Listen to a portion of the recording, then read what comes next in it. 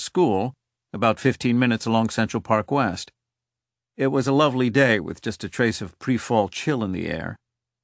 By the time he returned to his apartment just after 9 o'clock, his wife, Edie Brickell, was at the door with the news that an American Airlines plane had crashed into the North Tower of the World Trade Center. As Simon stared at the television screen, his first thought was that it was a tragic accident, only to watch in horror as a second plane, this one from United Airlines, smashed into the South Tower. There was now no question that the city was under attack. In panic, he raced back to the school to bring home Adrian, Lulu, and the children of some of his friends. To keep the kids calm, Paul and Edie turned off the television so they could play without hearing the frightful details of what was happening downtown, just a few subway stops away. President George W. Bush soon confirmed the attack, and city officials closed the bridges and tunnels leading into and out of the city. Within minutes, a plane attacked the western facade of the Pentagon, and yet another crashed in a field in Pennsylvania. By the end of the day, there was a strange smell in the air in New York, not a normal smoke smell, but all the chemicals from the crashes. It was like we were all trapped, all helpless, Simon said. You wanted to help, but what could you do?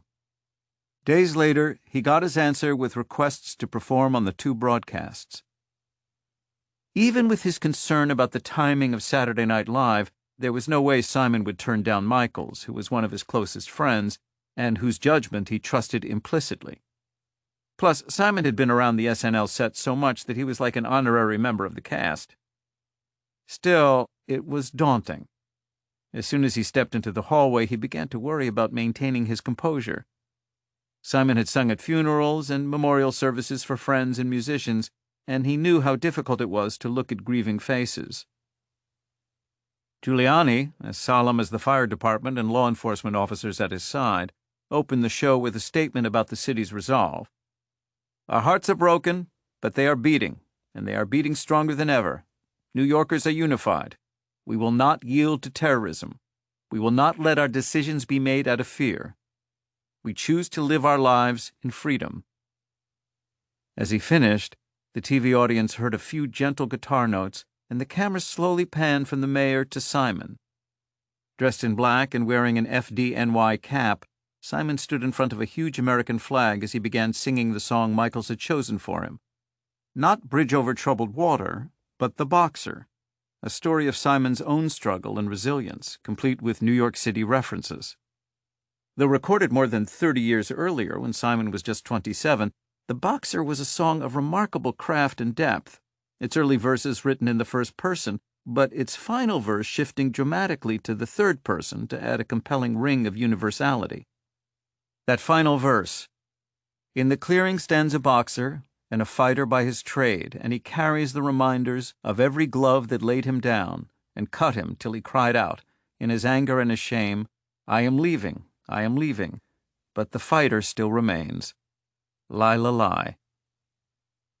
The audience remained silent during the first 2 choruses, giving the moment an added poignancy. As Simon ended that final verse, however, scattered members of the audience whispered the Lie, la, lie chorus with him, adding to the emotion in the studio. 15 years later, Lorne Michaels called Simon's performance the most moving musical moment in the history of Saturday Night Live. I was so proud of Paul and the show and the city, he said, acknowledging his own tears that night. The strength he showed with that song, standing in front of those firefighters and law enforcement officers and knowing what they had gone through, what the city had gone through, was just incredible. Even after all this time, I think he's the only one who could have done it. He is as much a symbol of the show and of New York as there is. It was a defining moment for Simon because it underscored what had long been one of his quintessential qualities as a songwriter.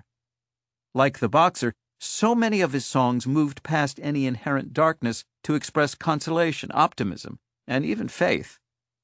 In a rock and roll world forged by rebellion, his music, from America and Mrs. Robinson to American Tune and The Boy in the Bubble, was founded on empathy.